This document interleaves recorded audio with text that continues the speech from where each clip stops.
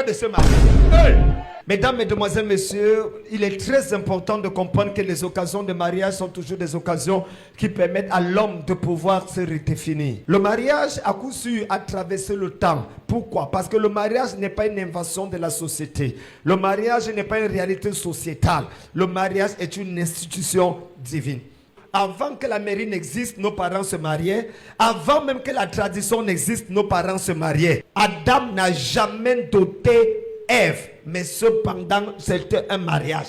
Et un très beau mariage. Donc, avant la tradition, avant la mairie, l'église ou Dieu, symbolisant l'église, avait établi le mariage. Il est très étonnant de constater aujourd'hui que la bénédiction du mariage à l'église est renvoyée au calendrier grec. Il est choquant de se rendre compte qu'on peut tout faire par rapport et prendre au sérieux la tradition, prendre au sérieux la mairie, mais ne pas prendre au sérieux la présence du mariage à l'église. Remettons le texte dans son contexte afin de ne pas en faire un prétexte. Il faut relire le passage de Matthieu, le chapitre 19, où Jésus essaie de répondre à une question que les pharisiens lui avaient posée. Est-il permis, oui ou non, à un homme de répudier sa femme, comme l'a dit Moïse dans le Talmud, ou alors dans la loi judaïque? Jésus va le dire en réalité, au commencement, il n'en était pas ainsi. Ça veut dire qu'il y a des choses que vous vivez en ce moment qui n'étaient pas à l'origine dans le plan parfait de Dieu. Il y a des choses que la nature a acceptées. À la limite, les hommes ont toléré, mais que devant Dieu, ça reste une abomination. Ce n'est pas ce qu'il y avait dans son cœur, ce n'est pas ce qu'il y avait dans son âme.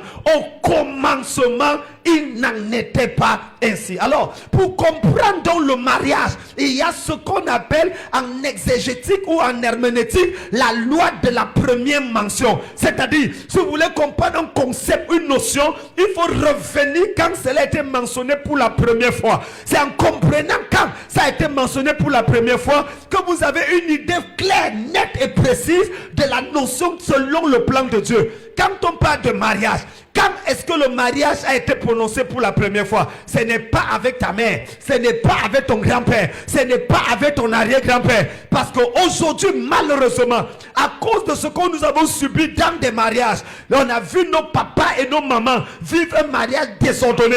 On a vu notre grand-père et notre grand-mère vivre un mariage bizarre. On a vu notre arrière-grand-père, arrière-grand-mère vivre un mariage dictatorial. Et on se dit non, vraiment, moi je ne suis pas d'accord. Et on essaie de s'ajuster selon le contexte et la biologie dans laquelle nous nous retrouvons. Mais je voudrais dire, aucun enfant de Dieu ne doit copier le mariage sur la base de la société dans laquelle il vit.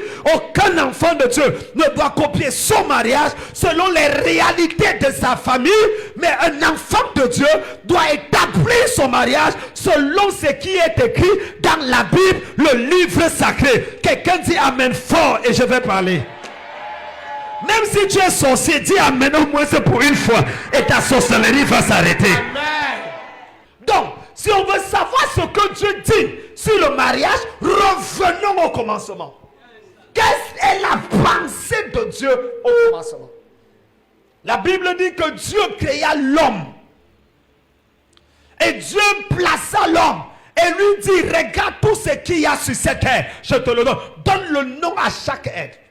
Et l'homme était seul, car il donnait le nom à chaque créature vivante. Dieu a créé tout ce qui existe, mais Dieu n'a pas nommé tout ce qui existe. La création est la responsabilité de Dieu. La nomination de la création est la responsabilité de l'homme.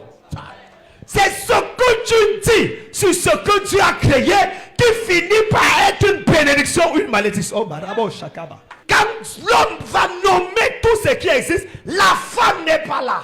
La femme n'était pas là. Quand chaque créature a été nommée. La Bible dit quand l'homme a fini de parcourir toutes les créatures, il ne trouva aucune qui lui ressemblait. L'homme se rend compte que de tout ce qu'il a rencontré, personne n'arrive à combler le vide qu'il y a en lui. Et la Bible dit, Dieu dit, il n'est pas bon que l'homme soit seul. L'homme s'est senti seul. Mais l'homme n'est pas venu vers Dieu et lui a dit, j'ai besoin d'une femme. C'est là où beaucoup pêchent. Dieu ne peut pas constater que tu es seul tant que tu n'es pas devenu un homme. Aucune femme ne vient vers un homme quand l'homme est encore en train de se battre pour devenir quelqu'un. La femme apparaît à l'homme quand l'homme a fini de devenir homme. C'est pour ça que c'est une bêtise de dire à une femme, aide-moi à bâtir ma vie. Aide à manger ce que tu as bâti. Femme n'est pas là pour t'aider à bâtir ta vie. Si toi un homme bâtir ta vie, l'aide que Dieu donne à l'homme, c'est l'aide pour gérer. Ce n'est pas l'aide pour construire. Il se rend compte qu'il est seul. Il va manger tout ça avec qui? Je vois les hommes froisser leur visage. Il faut leur avertir que je suis le général. On ne froisse pas le visage quand je prêche. C'est là où j'appuie encore même plus fort. Dieu a amené Ève à Adam quand Adam était multimilliardaire. Aucun pauvre n'a le droit de se marier.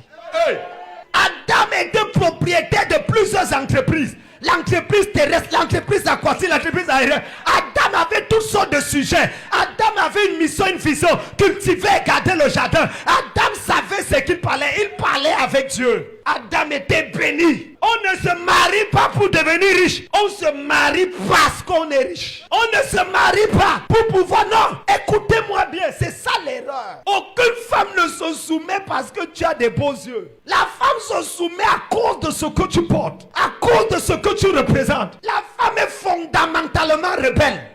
La rébellion est dans son sang. Tu ne peux pas changer ça. C'est la divinité qui doit constater la solitude de l'humanité.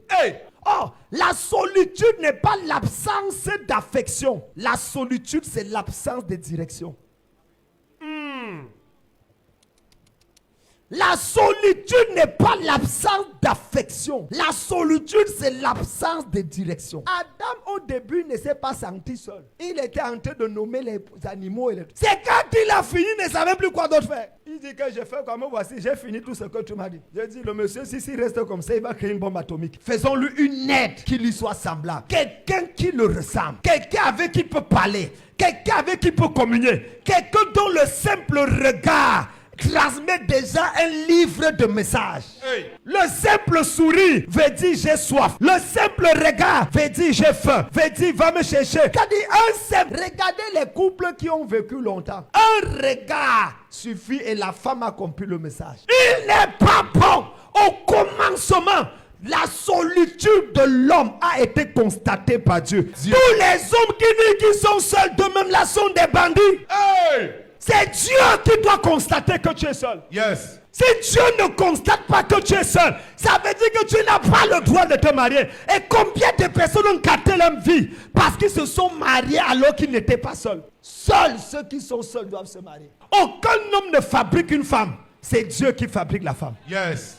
Je lui ferai. C'est Dieu qui doit te faire ta femme. Tout reste assis, tu dis que je vais la contrôler. Tu as fumé le banga, on n'a pas séché. Tu peux contrôler femme. Je vais l'arranger. Tu peux l'arranger. Mon ami, reste tranquille. Demande à tous les papas qui ont les cheveux blancs à côté de toi. Ils vont te répondre que l'histoire là est plus compliquée que tu ne penses. Femme, c'est la seule créature qui a parlé avec le diable, tu dormais.